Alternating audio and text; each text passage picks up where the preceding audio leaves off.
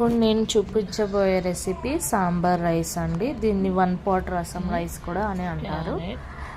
మనకి దీనికి కావాల్సిన ఇంగ్రీడియంట్స్ ఏంటంటే ఆనంకాయ, క్యారెట్, ఆలు, పచ్చిమిర్చి, టమాటో, కరివేపాకు, ఇంకా పప్పు, మన ఇష్టం ఉన్న పప్పులు వేసుకొని చేసుకోవచ్చు. అలాగే ఇది కుక్కర్లో చేసుకుంటే మరి ఇంత ఈజీగా అవుతుంది. ఫస్ట్ కొంచెం ఆయిల్ పోసేసుకొని అందులో దినుసులు వేసుకోవాలి. జీలకర్ర, ఆవాలు, అవి కొంచెం వేడయ్యాక చిటపటలాడుతున్నప్పుడు ఫస్ట్గా మనము పొటాటో అంటే ఆలు వేసుకోవాలి. అవి కొంచెం వేగాక బాగా కలపాలి. అది కొంచెం ఇట్లా రెడ్డిష్గా అనిపించాక మనం ఆనియన్ యాడ్ చేసుకుందాం. ఆనియన్ కూడా కొంచెం లైట్గా బ్రౌన్ అయ్యాక పచ్చిమిర్చి యాడ్ చేశాను. ఆ తర్వాత దాన్ని కూడా బాగా కలుపుకోవాలి ఆయిల్లో పచ్చి వాసన పోయే వరకు. నెక్స్ట్ మనం క్యారెట్ యాడ్ చేసుకుంటాము. మనకి ఇంకా ఏవేవి కావాలంటే ఆ వెజ్జెస్ మన ఇష్టం యాడ్ చేసుకోవచ్చు. నేనైతే క్యారెట్ యాడ్ చేస్తున్నాను. క్యారెట్ వేసుకొని బాగా కలుపుకోవాలి. ఆయిల్లో బాగా హీట్ చేయాలి. ఇది మంచిగా ఆయిల్లో కుక్ చేయాలి.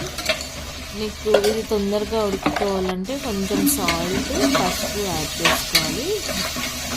ఇది నేను ఎలా చూపిస్తున్నా అలా బాగా కలుపుకోవాలి. ఆ తర్వాత ఆనంకాయ అండి. ఇది లాస్ట్లో ఎందుకు వేస్తున్నానంటే ఇది త్వరగా ఉడికిపోతుంది కదా, అందుకే లాస్ట్లో యాడ్ చేస్తున్నాను. ఆ తర్వాత టమాటో ఇది ఈజీగా ఉడికిపోతుంది కదా. ఇవన్నీ కూడా బాగా మిక్స్ చేసుకోవాలి. గరిటెతో బాగా కలుపుకోవాలి. మీకు ఇష్టమైనంత సాల్ట్ అంటే టేస్ట్కి సరిపోయేంత సాల్ట్ వేసుకోవాలి.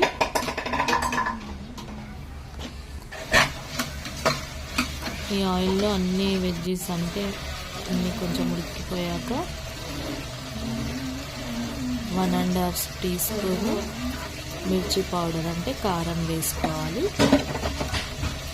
ఇది కూడా మంచిగా ముక్కలకు, ఆలుకి, దానికి అన్నిటికీ పట్టేలాగా కలుపుకున్నాక చింతపండు రసం వేసుకోవాలి.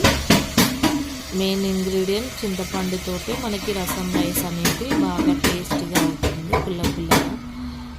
అలా ఇది పిండుకున్నాక కొంచెం ఇలా మరిగాక కరివేపాకు వేసుకుందాము. కరివేపాకు టేస్ట్ కోసం. ఆ తర్వాత మనం నానబెట్టుకున్న బియ్యం, పప్పులు వేసేసుకోవాలి. నేను ఓన్లీ కందిపప్పు, పెసరపప్పు వాడాను. ఇంకా హాట్గా సర్వ్ చేసుకొని తింటే బాగుంటుంది.